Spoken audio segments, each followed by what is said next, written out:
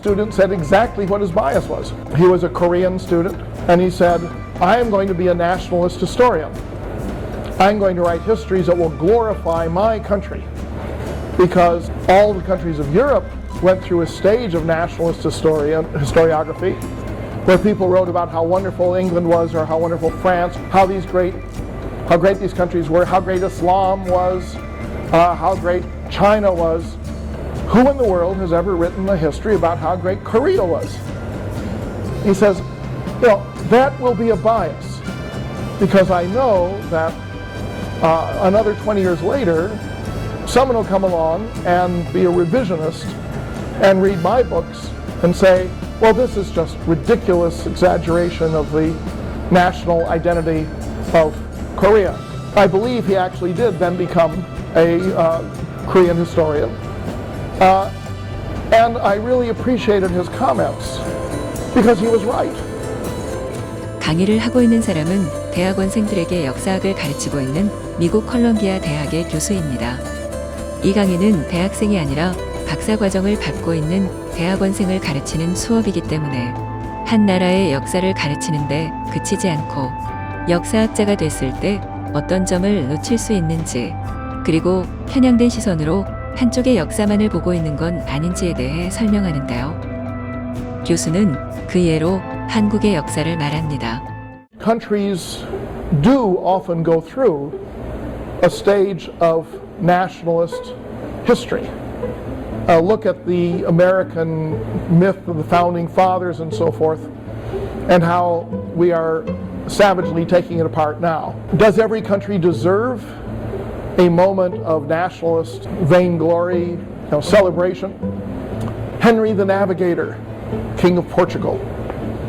What a great figure he is. We have to celebrate him. Well, is he that important? Maybe not. But we went through the period of celebrating him. We've celebrated all sorts of people. 전 세계에 알려진 한국의 위인은 누가 있을까요? 알려진 한국의 업적은 뭐가 있을까요? 저는 세종대왕이 가장 먼저 떠올랐는데요. 수많은 업적을 만든 한국의 훌륭한 위인이었음에도 과연 외국인이 할까? 라는 질문에는 선뜻 대답하지 못할 것 같았습니다. 오늘날 한국의 대표 기업 삼성전자도 얼마 전까지는 중국의 기업이라고 알고 있는 외국인이 대부분이라는 말에 적잖이 충격받았었는데요. 항상 빗나왔던 한국인이기에 어려웠던 경제를 단숨에 끌어올릴 수 있었고, 지금은 세계에서 인정받는 나라가 되었습니다.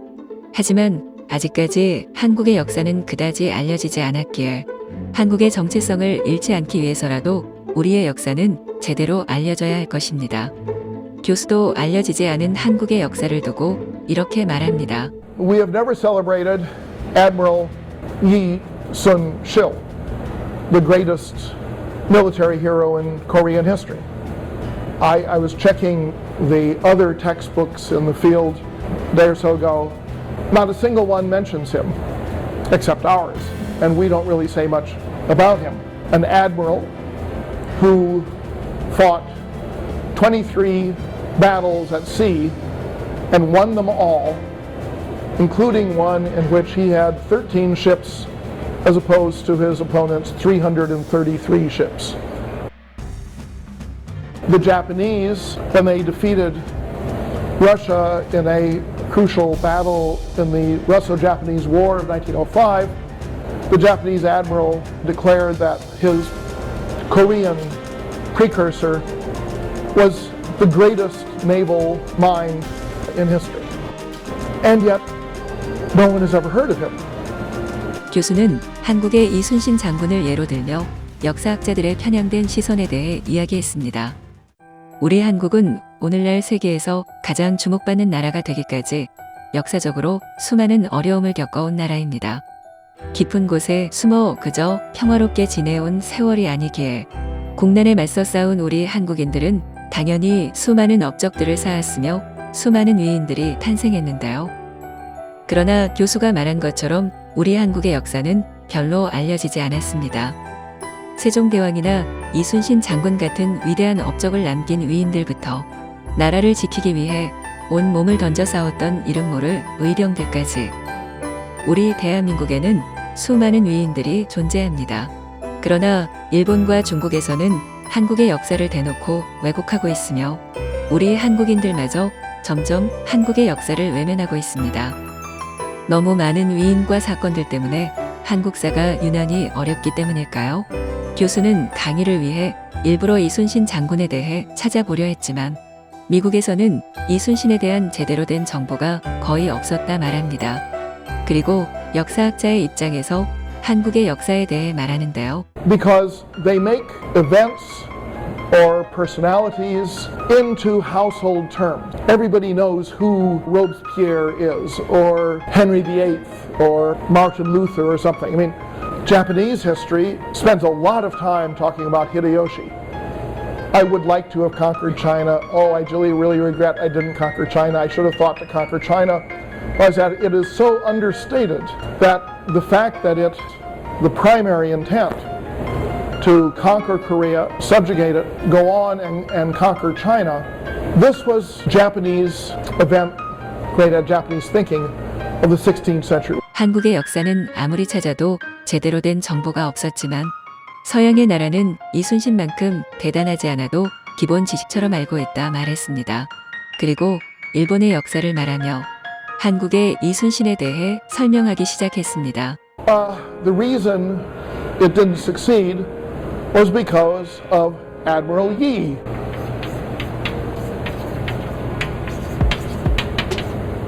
Admiral Yi became a commander of the Korean fleet, one of the commanders of the Korean fleet, and he destroyed every Japanese fleet he came across.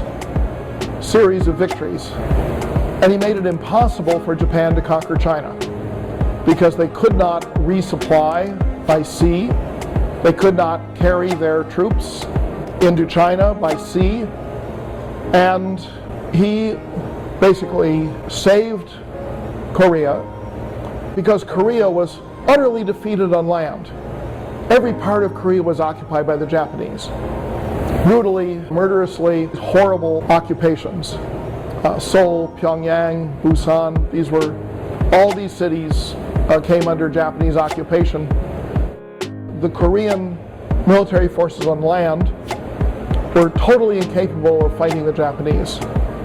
And the Korean military forces at sea won every engagement, but only if Admiral Yi was in command. There was another admiral whose name was also unfortunately Yi.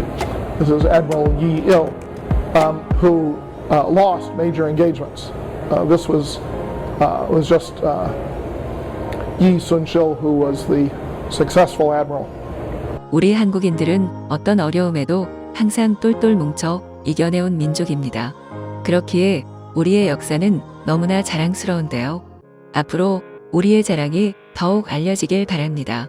오늘 준비한 영상은 여기까지입니다. 시청해 주셔서 정말 감사합니다.